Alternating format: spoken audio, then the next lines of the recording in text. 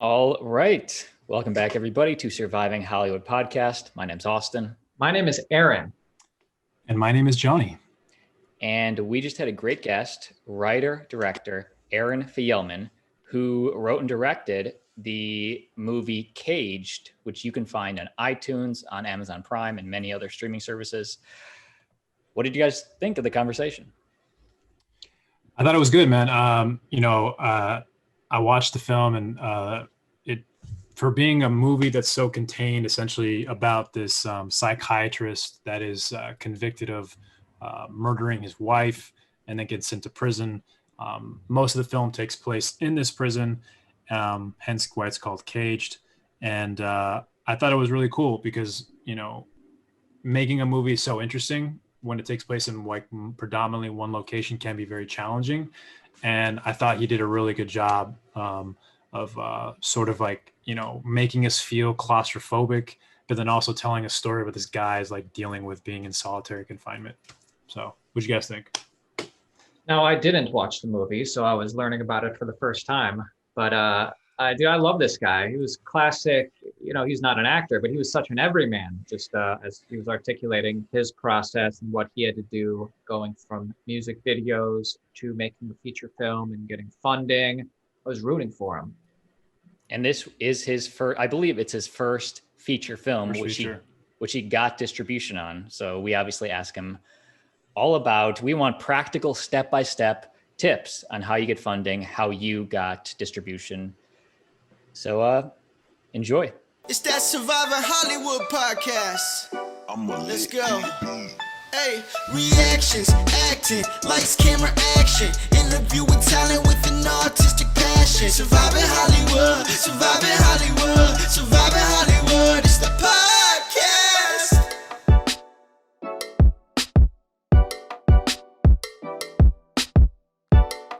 I was just telling them how we met in Pasadena 2020, right before the pandemic.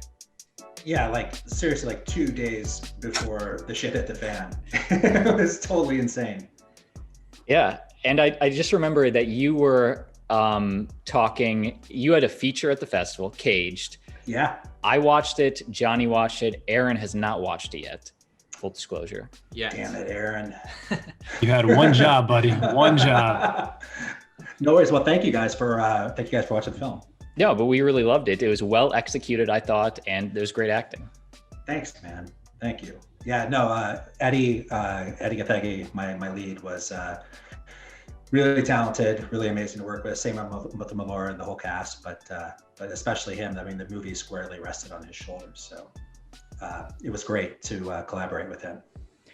Maybe we can just start for all our audience that has not seen it, and it's on iTunes and Amazon Prime right now. What is the plot? Set it up, and then we want to get into, your process. Absolutely. I mean, are we recording right now? So should I go ahead with that? Or hell yeah, dude. We don't want to miss a thing. Okay. So yeah, basically, Caged is the story of a affluent African-American psychiatrist who is convicted of murdering his wife, and he claims he's an innocent man. And while he's in jail, he gets thrown into the SHU, where he meets Officer Sachs, played by Melora Hardin. And she, for her own reasons, basically physically and mentally tortures him while in the SHU, and her goal is to make sure that he never gets out, knowing that her form of vigilante justice is keeping dangerous men who harm women specifically off the street and in the SHU forever. And the longer that Harlow stays in the SHU, the less certain he becomes about whether or not he even deserves his appeal, as he starts to reckon with his potential innocence or potential guilt, which we discover more about in the end of the movie.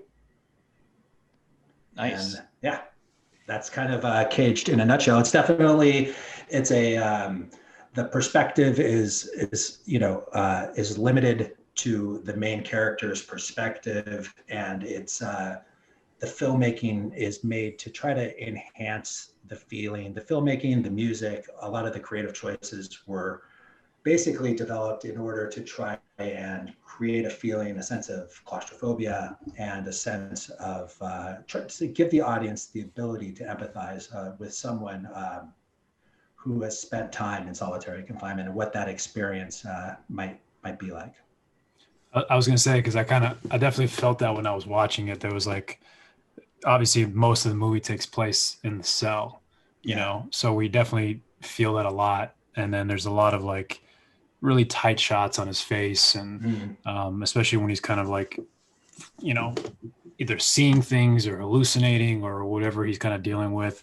So I definitely felt that to it. I guess I was kind of wondering, when you sort of started writing this, was there a sort of social justice issue kind of involved in this process, or was it kind of more of like, this is just a story I'm interested in, or that kind of all tied in together? No, there was I ended up, a friend of my father's who worked for his company when I was a kid, ended up passing away a couple of years before I made this. And he actually spent time in San Quentin and 2 years in solitary confinement. It's a long time. It is. And he went in to jail for buying stolen merchandise when he was 18. And he came out when he was 40. Oh my God. Because he was, you know, challenged in prison, and then his sentence kept getting, the length of his sentence kept increasing because he continued to defend himself and got wrapped up into trouble, and just really, you know, his whole life, or at least half his life, completely went down the tubes. And my dad was a good friend of his, and they became good friends because not very many people give people in his position jobs, but my dad did, and he became one of my dad's, like that. My dad had a construction company, and he became probably as like one of his most loyal foremen, and great friends. And you know, I've always been interested in writing and storytelling, and so he told me about prison and was willing to talk about it. He was a character, and he had a way with words, and he would always suck me in with his stories. And so this story about his time in there, you know, he described it like a 1960s acid trip, but with creating hallucinatory images of the most horrific and frightening things, because the world that you're in is so horrific and frightening. And so that kind of always stuck with me. And what happened was my business partner, Pete Kirtley, who I co-founded Panic House Films with, we were trying to make a $3 million horror feature just before we went in to start doing The Shoe, to do Caged, which was originally entitled The Shoe. So we were, you know, $3 million for us was on the high end of low budget. I'm a first-time feature filmmaker. My experiences prior to that was doing shorts, music videos, some commercial work. But in order to try to get my opportunity to do a feature, I didn't want the investors felt like they were taking a huge risk by me doing a script that was on the high end of low budget. So we were talking about doing it in Canada. We talked about doing it in Mexico. We had a bunch of different combinations of actors who we believed we could possibly pre-sell foreign territories with, to try to you know, leverage more money, so we could raise less hard money and shoot the movie based on selling foreign territories. Lots of different combinations, lots of time. It took almost 3 years, and we decided, I'm not sure this is going to happen. You know, we have found the money, lost the money, found the cast, lost the cast multiple times, trying to juggle all that. And we did have some money in the bank, and so we decided, let's go back to the investors who have put in money, and rather than try to do this pie in the sky $3 million feature, let's do a really contained, a really awesome low budget feature film. And when Larry, who was my dad's friend, had passed away, I had this. refamiliarized myself with these stories again.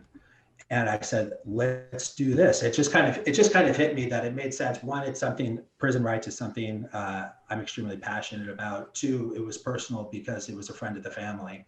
And I felt like I had a window or some details that made it unique. And three, it was a realistic story that I feel like tap dances, like has a foot in the horror world, a foot in the drama world, which is kind of the space that I like in terms of horror. It's not, it's more psychological, it's less gory. It's what I call human horror. And I think that I find that stuff to be the most scary. Yeah, and so I'm having trouble remembering what the initial question was. Well, it was, because I think some of the film too, it kind of shows like essentially what somebody kind of goes through in solitary confinement, and also being mistreated by the guards and sort of having the system kind of screw you over in a sense. Yeah. Not being able to get his legal papers, like basic things. No, 100%. Yeah. I mean, it is something that I legitimately, I legitimately care about, because I have some skin in the game with relationships and to my family and people who have dealt with unfortunate circumstances within the system. But yeah, it was, it also, I don't know if you guys knew this, but the movie took 4 years to do. So to shoot, or just no, we shot it in 16 days and finished it in 4 years. Okay. Like 6 months we wrote it in 3 months because we basically had financing in place because we had already raised the money on that other project. So it was like pretty much like had the idea, 6 months prep lead in to get everything together, shot it, and then we ended up running out of money. Post-production took forever. We created a trailer, raised more money, did a cut, went back to the drawing board, revised it. It was a really long process. And we shot it in November of 2016. Oh, wow. Okay. And Trump wasn't even elected yet. Oh. At that point. Yeah. And I thought I was certain that Hillary Clinton was going to be president, that prison reform was going to be one of the things at the top of her agenda, that this movie would be done in a normal time, like at 18 months, and that it would be being released hand in hand with some meaningful human rights legislation. And I thought, what a great time to try to bolster a conversation. So that's what I thought at the time. That didn't happen. But to be honest with you, human rights and criminal justice reform, the movie, in my opinion, couldn't have been released at a better time. One, because the pandemic allowed people, I think everyone was kind of sentenced to their own version of solitary confinement during the pandemic. And that allowed people to maybe understand and empathize with this character in a way that they wouldn't have been able to had the pandemic not happened. And two, the tragedy with George Floyd and the protests that we all went through, that the world experienced on his behalf, I felt was very much in the spirit of outrage and the spirit of the way this film sees the criminal justice system in definite need of change. Just to kind of backtrack, because you kind of briefly touched on this, and obviously we have a lot of filmmakers and actors that listen to this.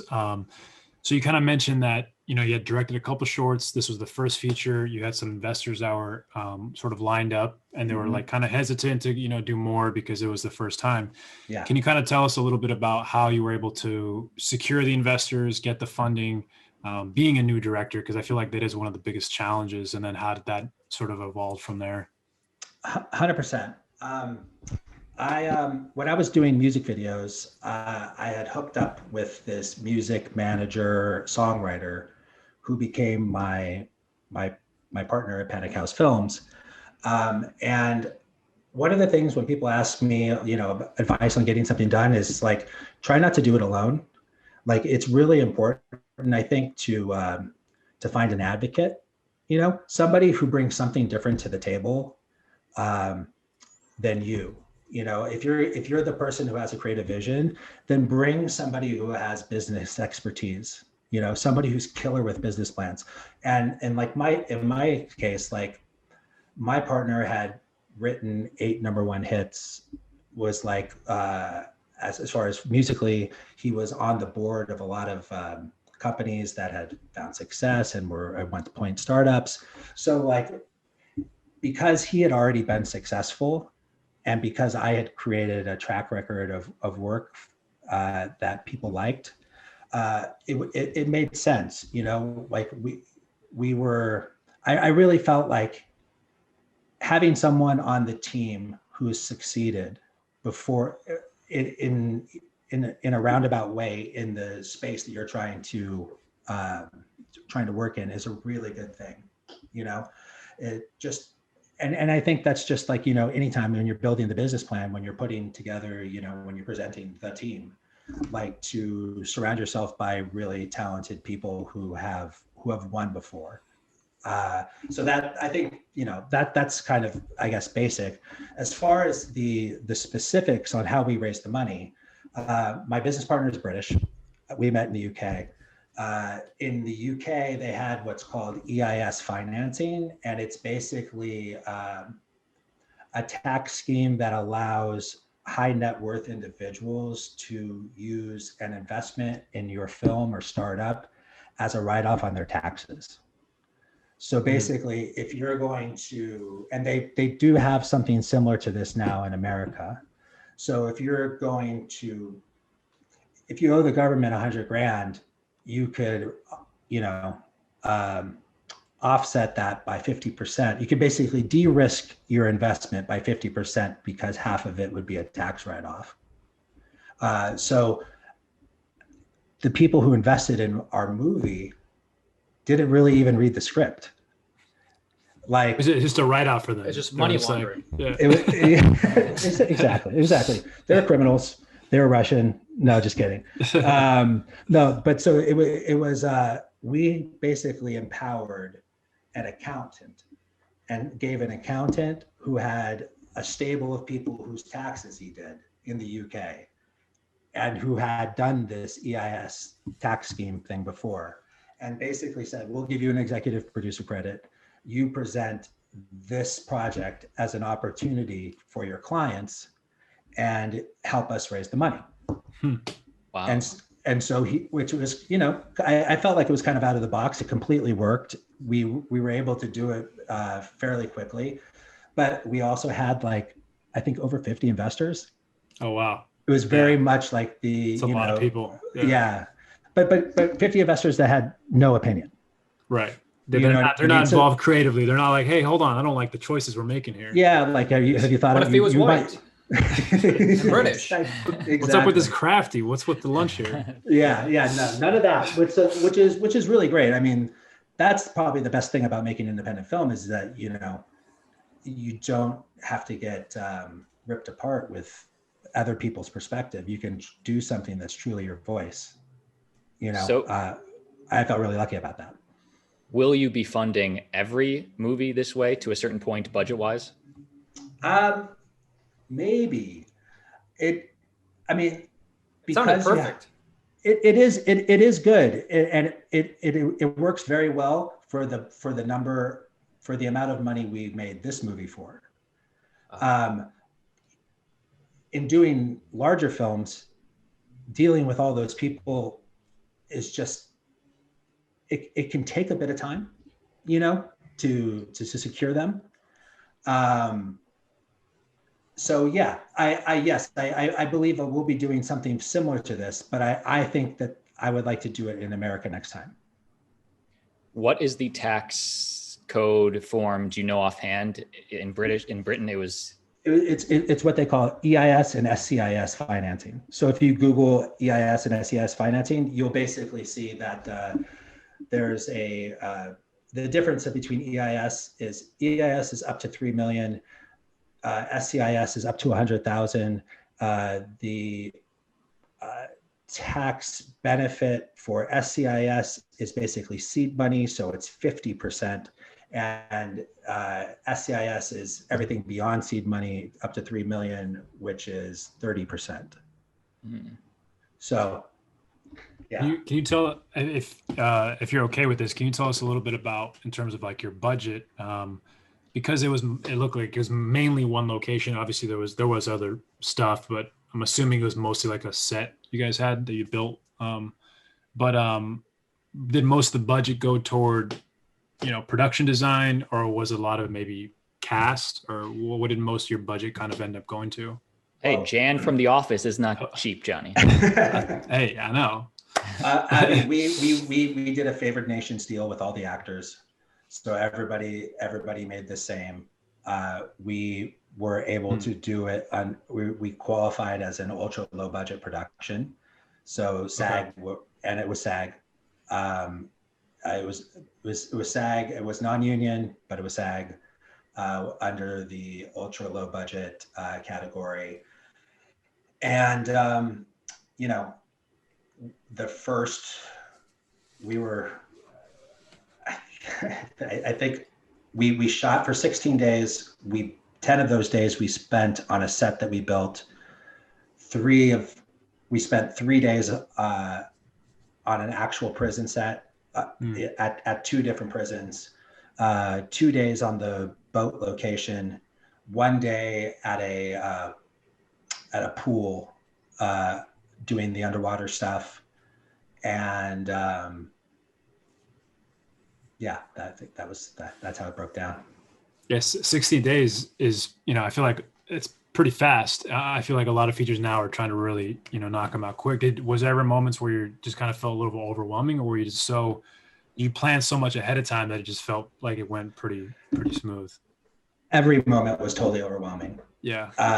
You know what I mean? I mean, because like, I think we ended up cutting a lot of it back, but we had like, I think 25 pages like on the boat, that were parceled out like across like the timeline, and like 2 days to shoot that. So that's like, 12, 13 pages a day. Yeah. It's insane. And then also like, the actors didn't have a ton of time to prep, right? So even just on a memorization level, like that's just hard, especially if there's like a stunt too, or somebody has to fall in the water or something. It's like, absolutely. And it was, to add insult to injury, I think it was like the shortest day of the year in November, where the sun, and then one of the days was the day people had to vote, so they had to leave an hour early.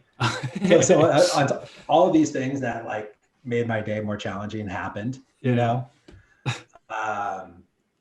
that's, as far as like prepping and stuff goes, like, I think you basically, you do as much prep as you can, so you can throw it all away.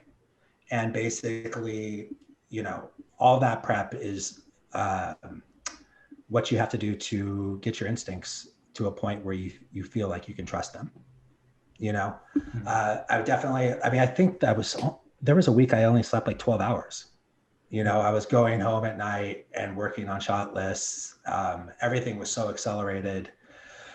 It was really hard. And the deeper into the week you got, the harder the days were, because you're less, more days on less sleep. But, it's also a beautiful thing. You have had an amazing line producer, an amazing producer who was my partner on the full project, an amazing cast, a great AD, a really good script supervisor. My team was amazing, and the more exhausted you get, the more you rely on them, and it was really awesome to have. I felt like I had the perfect crew for the movie, for the size of the film. They were total gamers. Yeah. How important was it for you to get names or faces to be part of this feature, like Melora Hardin or like the girl from Westworld? Although I don't know her real name. Her name is Angela. And she's awesome. But, look, It's very important. You know, like distribution is an ugly world, you know, and it's like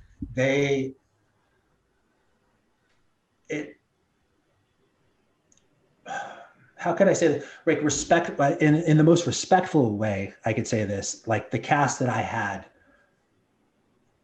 as amazing and as talented as they are, it made it difficult to get to be considered for a theatrical release. You know? Yeah. And we got a great digital release, and we have a lot of love, like from our distributors. So I couldn't be more grateful, and I couldn't have done it without having my cast. So I have no qualms about that, because in my opinion, I got a better cast than I deserve. They were kind to be doing that, to be doing that for me, you know. But if I was advising a filmmaker about setting up a project, get Brad Pitt. Get the best actor you can who's as known as possible. Right. You know, and then like, it's weird too. It's like when you're thinking about like, is my movie only going to be something that's going to be released in the United States, or is it going to be released internationally? And the criteria for like all the stars that, like, you guys are actors as well, right? Mm-hmm. So like all the stars that we would probably talk about and say, oh wow, that person's really great. That person seems like they're like on the come up or making it, or just like on the verge of being huge, you know, like internationally is not necessarily the case. So all the people who like are like kind of these like buzzworthy actors who people want to work with, I think are like, it doesn't, I guess what I'm trying to say is the criterion is just different they look for different things internationally, you know, it's, I don't know why, like, but you know, if Nick Cage is in your movie, it'll make money no matter what. Like, or, you know, it's just there's a certain group of actors who've established that kind of role in the business. Yeah. I can't remember where I was that I heard. I think it was from a producer who was telling me that distributors have an actual list of like celebrities or actors that are the most bankable internationally.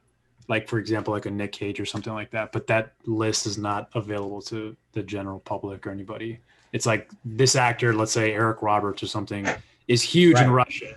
Like he'll dominate in that market. But distributors know who that is, and we filmmakers don't. I don't know. I've heard about that list too. No one's ever shared it with me. Yeah. But I feel like there's a shorthand amongst us of like people like Eric Roberts, like Nicolas Cage, that we all know who they are. Yeah. You know, and you know, the distribution process is really crazy. It was especially crazy for us because I finished Caged in December of 2019. The first screening we had for it was at Pasadena Film Festival in March. It was supposed to be like a very big deal for us after having, you know, making the movie taking so long to make the film and finally showing it in the theater. And then to have like the world be falling apart while that was all happening. And then, you know, everything I worked for, I thought, oh my God, like my whole entire distribution plan is going to get destroyed. One, because I'm not going to be able to play any other film festivals because there aren't going to be any. Mm-hmm. Like the whole idea of like the virtual festival, it's great, you know, it's not quite the same experience. But, you know, those were some opportunities we considered, but they just went away. And then it was like, okay, so now basically the only way people will hear about my movie is from emails I send. And the only way that they'll experience it is through screeners that they'll watch on their computers at their desk. This sucks. Yeah. You know? Yeah. So I kind of was like, let's just sit it out. I was kind of over it. I'm like, you know what? Let's just wait. I didn't know how long this was going to last. Let's just wait till better times, and then when things go back to normal, we'll pursue it. And you know, then we started getting contacted because there was, I guess, a demand for content that was completed during the pandemic by a lot of companies. And then the companies some of them, the people who were contacting us, a lot of the people who were contacting us were from distribution companies that they have a splash page of films that look like the worst movies you've ever seen, starring people you've never heard of and that you've never heard of. Like, okay, so you basically say, all right, my movie, it can only be as good as the best movie on here, and I haven't heard of one of these films. Yeah. No, this probably is not the company for me, you know, but these were the companies who were reaching out. And I've, you know, their practices and their contracts are extremely predatory. And that's another reason I didn't even want to go down that road. Could you give some examples of these of what their names are? Yeah. Predatory contract. How are they predatory? I guess they favor them over the filmmaker, right? Like they take a large percentage or something. The large percentage. I guess as far as the best advice I would get is to make sure that there's minimums placed on. When a sales company takes your movie on, or a distributor, you can get them to cap the amount of money they spend to market your film. If without that, if say you sell 3 or 4 territories for your movie, right? And then you get statements based on the amount of cost, where they could say, well, okay, well, this is how much your movie made. You've heard about Hollywood accounting, like how even movies that gross like $1 billion don't show profit. Well, on a much smaller level, that's how the independent games are working. And so basically, I mean, I'm not going to say like, I would say if you can keep your costs down, you'll have the best chance of not losing money. And that's, you know, I'm not saying that people are being dishonest about what those costs are, but if you can get them to commit to a plan in advance for how much they intend to spend on your movie, then you can at least factor that into considering how much your movie might make. Because if that's on an unlimited level, they could say, oh, well, we had I mean, a lot of times when they're going to different marketplaces, their hotels and travel to like, you know, going to Cannes and TIFF and these places to try and sell your movie to buyers like at these marketplaces, those are costs that they have to that you're ultimately paying for, and you're paying for out of the money you make for your movie. You know, so essentially, like, let's say there's marketing expenses or whatever that might be, they will take that from the profits your movie makes, and then you only get back whatever's left over, essentially. Yeah, and you're not having to, you don't get to kind of control that, I guess, to okay every expense. And but you're hinting that you know, they do it purposefully, so that the profits, all this revenue doesn't show up in the profits, and you know, they can say you didn't make this money. I'm hinting that I personally haven't had that experience, but I've had a lot of friends who have made a lot of movies that seem to do pretty well, but the reward on the other side of that didn't seem to match up. So in trying to be smart businessmen, we wanted to try to limit the amount of money that was spent on marketing. And we're actually semi-fortunate because everything was virtual in the marketplace with Caged.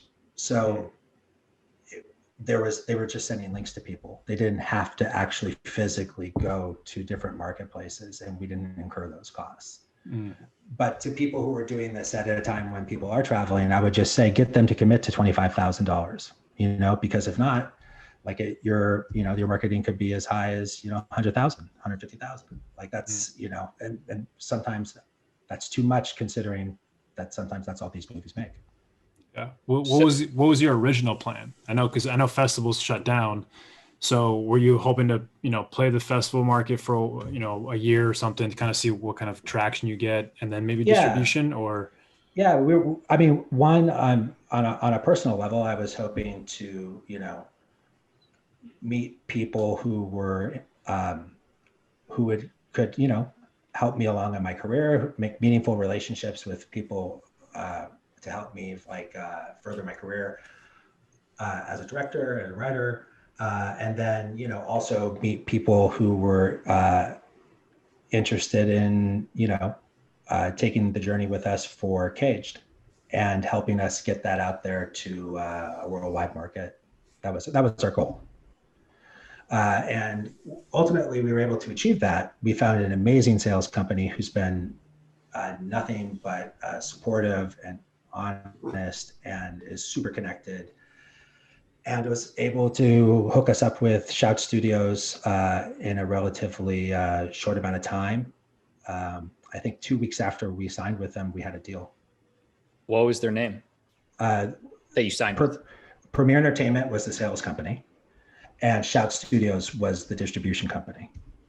And yeah, they reached out to us. They sent us an email, and the email was extremely thoughtful. And basically, every sales company, when you're out trying to shop a film, you'll meet with an executive, or at least this was my experience, is that they'll have a take on how to sell your movie, you know. And they'll say, and I had some people, when I wrote this movie, Get Out hadn't come out. So my idea at the time I wrote it was I wanted to do something that had social commentary and mix it with a genre film. And at the time I felt like that was kind of a novel thing. Then Get Out happened and it became extremely novel because Jordan Peele did it so well, right? So then, you know, so I met with a lot of sales agents who said, I think that you should present this film more like Just Mercy and less like Get Out. And to me, it didn't make sense to me. Because I felt like, nothing against films like that, but I just find that the dramatic issue movie is typically not a movie that travels, you know, especially with African-American cast. And two, I feel like the commercial horror audience is much larger. It's also international, you know. Smaller films without huge casts have done extremely well historically when they're as a part of a genre. And I felt like that you could, the kind of people who go, you're preaching to the choir if you're doing a message movie, because the kind of people who go to see message movies are people who are already aware of the message. Whereas opposed to a horror film, like maybe they go to see the horror and they have a talk about human rights at the end, and you're affecting people and connecting with people who wouldn't ordinarily see that sort of film or consider those sort of things. Yeah. I wanted to ask this, is there a tip or a trick or any advice you would give to approaching names or faces when you're trying to get these people like Alora or Angela for your film? Do you go through the agents? Yeah. I mean, we had a casting. I always tell people that if you're raising any sort of money for a film, that you should spend your first money on a casting director.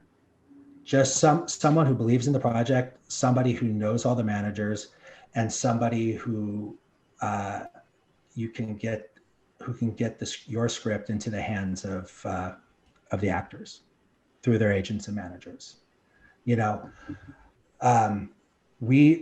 all of our cast, there was there's a manager by the name of Lexi Alvarez at Framework, and she read the script and really liked it. And Lexi represents Eddie and Melora, and also James Jagger, who was in the movie. So she kind of really like beat the drum for us and was very responsible for help getting the cast, the level of cast that we got, you know? So I definitely say it really helps to build your project on the backs of your cast, you know, because a start date and a cast like really can give the, you want to create momentum, you know? And, you know, when we started, we were partially financed, but we were still financing, you know, as much as we could as we were attaching the actors and getting closer and closer to our start date. And so, you know, the sooner we had the cast on board, the easier it was to convince investors that they should want to be a part of it. And, you know, as you were trying to kind of build relationships with crew people who maybe you haven't worked with before, and they're kind of feeling you out and you're kind of feeling them out, and you're having those types of meetings, and your start date's kind of farther out, like, you know, all these things start falling. The more things that fall into place, the more legit you seem and the less risky your project seems. And they says, yeah, you seem like a nice enough guy. Okay, yeah, I really like this script. Let's go out and make a movie. We're like, awesome, you know. So yeah, I find an amazing casting director. And who? What was her name of the casting director? Karina Walters. Okay. Yeah. Cool. Yeah. And do you typically when they're kind of reaching out to agents and stuff, because it sounds like the shoot date's probably farther in the future, so you're kind of sort of pre-planning everything. Are you having to show like sort of proof of, you know, financing before they can even attach these people, or is that typically not a? No, I see what you're getting at, and it's definitely it's a dance. Okay. You know, yeah, because I mean, you get funding when you get the stars almost, but then you're like, well, I need you to get the funding, but does the agent usually ask for like, hey, is this movie financed? You know what I'm saying? I don't know if that makes sense. I would never recommend to anybody to lie about anything, because at some time someone's going to ask you to call your bluff. You know, for us, we knew we were going to shoot, and when we were raising money, we were trying to increase our budget. You know what I mean? But we knew that if all else failed, we would have a stripped down budget of this much money that we could count on that would get us through our days.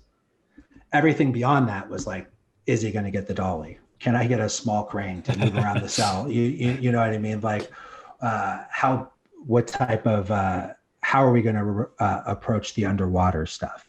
You know, are we going to do it on like a super legit way? Like, or are we going to, you know, get an aquarium and a smaller camera, you know? Yeah. Or, you know, how many effect shots can I have? So, but yeah, it's definitely the carp, you know, chicken and egg kind of scenario. Yeah, just kind of playing around with it. Yeah. And you really, you know, I think you have to be honest with people. You have to find people who believe in you, who believe in the project. And then you have to, you know, in Eddie's case, he was an executive producer, you know, so it wasn't like a conversation that these conversations stopped being conversations we had before we got on the phone with him. They became conversations we called him and discussed. Yeah. You know, yeah, I was about to ask you how he became a producer on the project as well, or if you already had your eye on him before it, you know. I was always very impressed with him, and after meeting him, I was even more impressed with him. Great guy. He was a great actor. Yeah, he was good. I mean, to carry a movie because I mean, really, it's just the whole movie's on him basically. So he did a great job. Thank you. Yeah, no, I was extremely lucky, and I couldn't have asked for a better collaborator. Yeah. Yeah. In our final 5 minutes, where is the film now? Are you guys completely done? It's distributed. Moving on to the next one. Yeah. We were released on the 26th of January. Our DVD, we just got a DVD deal so we came out in all the Walmarts across America. That's awesome. That was pretty cool. We sold the movie internationally to the UK, South Africa, the Middle East, Philippines. No disrespect to the other territories. Those are the ones I can remember offhand. They don't matter, right? No, they do. I love them, and couldn't be happier to have them. Or no, Philippines though. Yeah, and so now I'm looking on to the next one. Tell us about it, whatever you can. If you can, yeah. Or if you want to. I feel like it's actually a slightly different version of the film that I was trying to pursue prior to doing Caged. So, and I think sort of more big budget one that you were kind of working on before. Yeah. Yeah. It's a bit more, I've been able to streamline it a bit because I just think what I've learned about, I mean, it's definitely in your best interest to try to keep your budgets as low as possible. And what's the genre? It's horror. Horror.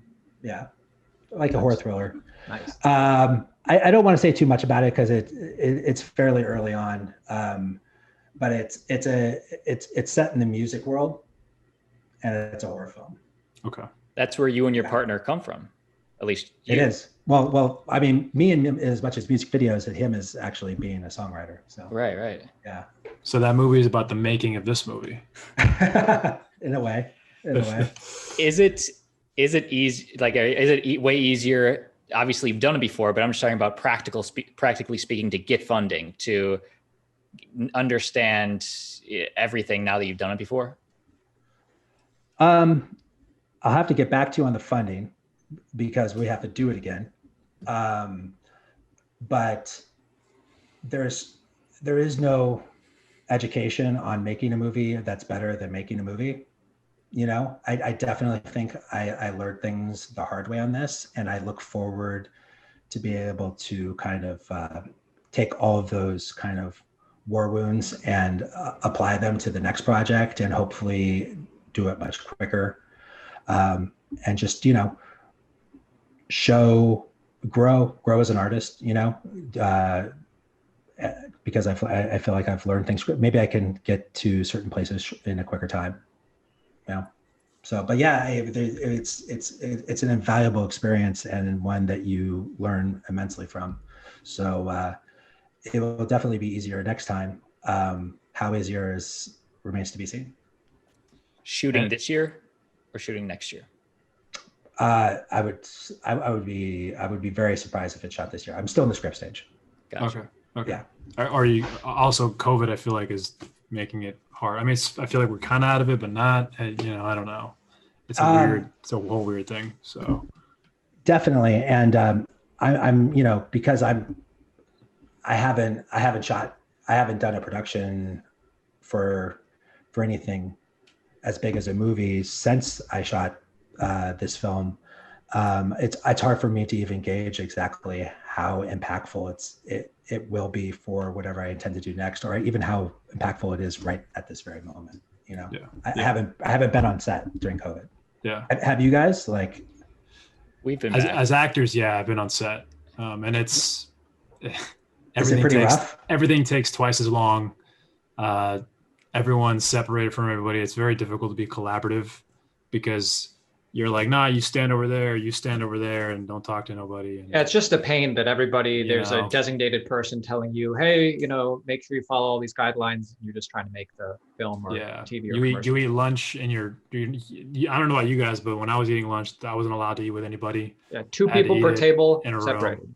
Yeah. Wow. So it's really hard to sort of interact with people. And, you know, being on set is a very collaborative process, and you don't really get to do that as much. Even talking to the director, it's very minimal. It's like, hey, what's up? So we're just going to have you go over there. And then, we'll see you over there. I'll see you later. Is he kind of just like shouting things in from the monitor? Like, is he trying to maintain that distance? Or she. Yeah. No doubt. Yeah, I think it's a combination of both, you know, or somebody else is communicating it to you, like the AD or something. I mean, when I did it, the director just came up to us whenever she could. I'm just thinking of this one instance, and she was wearing a mask. Yeah, like everybody. Yeah. And then, like, when you take the mask off, like, do you feel like it, because of all the restrictions with COVID and the lack of communication, do you feel like it's harder to get into character once the camera rolls? Me personally, yes, I definitely do. I felt that a lot. Because you're nervous about your health? No, I never actually on set. I felt like the safest I was anywhere because everyone's been tested dozens of times. You know, some people may have had the vaccine, who knows? And I think it's more of like, we're not really getting to, like, usually like before you shoot, you might have a chance to like talk to the actor you're going to work with.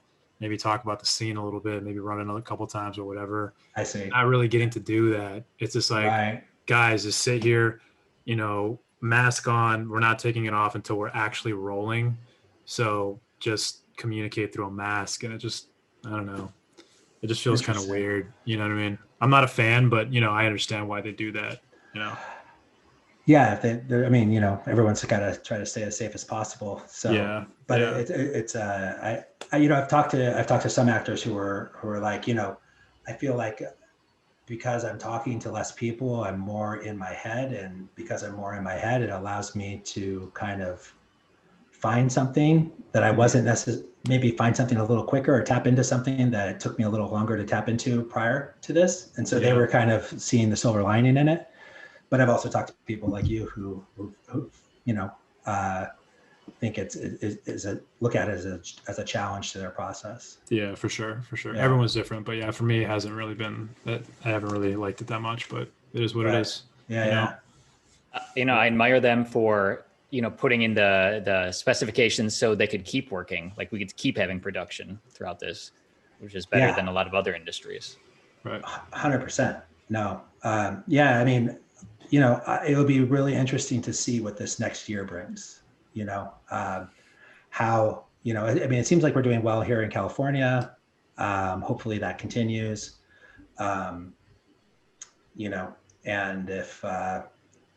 if within the next year that I don't think production will ever necessarily be the same, though. I think that the pandemic will forever change certain things. I'm not exactly sure what they are, but I know, I think and that's just true of all business and industry. I think you're going to see a lot more people exploiting Zoom for a lot less people having to maybe have brick and mortar offices.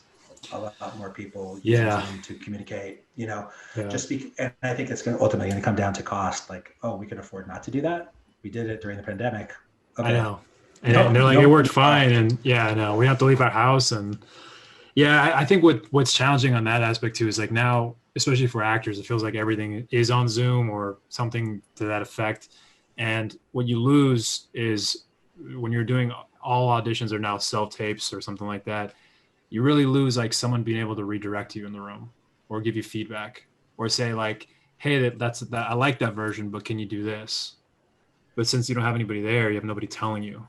So if you get a callback, has anybody had a callback during COVID? Is there is it Zoom? It's a Zoom callback and they're just throwing some feedback at you through. Yeah. During the callback, if you do a live Zoom callback, then there is usually somebody giving you some information, but I've booked stuff with no callback and it's you just do it. And then, it's just, you got to take, you show the take. You just got to take and that's it. So it has its pluses and minuses, you know what I mean? But I personally like to, kind of feel out who's there and get the vibe of what's happening. And especially if it's a director, an indie thing, it's not the same. You have someone telling you why don't you try this or do that, or, you know what I mean? Not having any of that is very mysterious as well.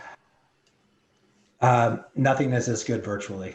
Yeah, I know. I'm sorry to say. Yeah. Yeah. Honestly, I mean, just even watching movies at home is kind of crappy. I'm happy that theaters are open again. I just saw not ArcLight. I know, man. That's soul crushing. Heartbreaking. Yeah, it is. That's so bad. I just went and saw my first movie after 13 months. The last film that I saw was my film 13 months ago. What was the new movie? It was Kong versus Godzilla. How was it? I was planning on seeing it. The movie is okay. The images are epic. Yeah. The fight scenes are epic. But it was also after being on a 13-month hiatus from not going to the movies and then going to a Dolby Digital screening of that film, it was just sensory overload. I was oh my God, this is what my life needed. I used to go to see a film once a week, you know what I mean? To not have that in my life was just, I didn't know it was depressing me, but after I got out, I was so excited. I was wow, okay, this makes sense. It's always better watching it in theater. It's so much better. Yeah. You can't, it's irreplaceable. It's an experience that hopefully people in our industry will never forfeit because it'll be a huge, huge, huge mistake. Yeah. The last question I wanted to ask you real quick, Aaron, was what's one piece of advice that you would give to a filmmaker that's getting ready to do their first feature? Biggest thing maybe the biggest thing you've learned. before heading into a feature? When people ask me that, I sometimes just say the casting director thing, but because I've already talked about that, I'll say be flexible. You know, don't be so committed to something, to a decision that you've made prior, that you can't see an opportunity in disguise. You know, Okay. You really have to be fluid when you're making movies at this level, the level that I just made a movie at, which was very small. Just make the best, make use of everything you have at your disposal at that moment, and don't be precious about things. You know, but sometimes, you know, obviously sometimes maybe you need that. Maybe like the director has the vision and, oh, it worked out because I fought for this. It's like hard to tell in the moment. Yeah, absolutely. I mean, it can go both ways. I mean, you know, it can also be like you weren't spineless, I guess, is the opposite of that, right? Which is like, I fought for that. And right. you have to know when to fight and when to not, you know. You can't fight for everything. So, I mean, but I just think that even in the way that you imagine a performance, like I'm as a writer, and I co-wrote this movie, but when I was writing on this and other things that I've written, I'm constantly performing the lines that I'm writing while I'm writing them on the page. And then, you know, depending on what your budget is and how long you have your cast for, like maybe you have a lot of chance to do rehearsals, but I didn't, you know. So there's the material that I used for auditions. There's the stuff that I did, maybe hopefully everybody gets a table read out of it, at least. Yeah. You know. Yeah. But like there were some scenes in Cage that, like, the first reading of an act that I heard of that scene was while we were on set, you know? Yeah. And so, like, you have to, you know, there wasn't time. There was only, I mean, I guess I could go as many as 5 takes. That was probably the most I ever went on anything, you know? But I felt like there's that I have to personally be careful not to think that the first performance an actor gives me is wrong just because it doesn't sound like the performance I did. How you imagined it when I wrote it. Yeah. That's something that I have to personally be careful with. But although I have to say, like, when an actor makes choices that oftentimes turned out to be right, because I'm only performing it for the sake of writing it, you know, like they're authoring the performance when they're making those choices. And when I hear those for the first time, like sometimes it's things that turn out to be amazing, but I often find that my direction is pointing people into the best version of the performance that I did when I wrote them. You know, unless but sometimes they'll make a choice and I'll go, holy God, that's such a great, amazing, unique, spontaneous choice. And of course, from that point forward, you're like, I can never hear it anyway. Yeah. So, and then those are the things that I think you have to be fluid with. Yeah, that makes sense. Because those decisions affect that take that you're doing, but also the coverage, which who knows how far into it you are. Right. So sometimes you're going back and covering things that, like, you discover in the moment. Aaron, just to be safe. Thank you for coming on. I really feel like I learned so much. Like, I took a lot in terms of the distribution and the funding. Dude. So thank you. Thank you guys for having me on. It was really awesome to talk to you. Thank you guys for helping us, you know, get the word out about Caged. It's our pleasure, and we really appreciate it. Yeah, and I just want to say I really love the movie. Great job. There was so much. I pay a lot of attention to the cinematography, and there was some really cool angles that you had, especially when you're shooting in such a tight room, to make it more interesting. And I thought you did a really nice job of that. So So really cool work. Where can the audience find the film, and where can they find a social media platform for yourself or for the film? The movie is out pretty much everywhere on it's iTunes, Amazon Prime Video, Fandango, Vudu, all that stuff. And you can AFJ What on Instagram is my handle. And yeah. Cool. Yeah, that's, please check it out. And thank you guys so much for watching it and helping us get the word out on it. I really appreciate that. Yeah.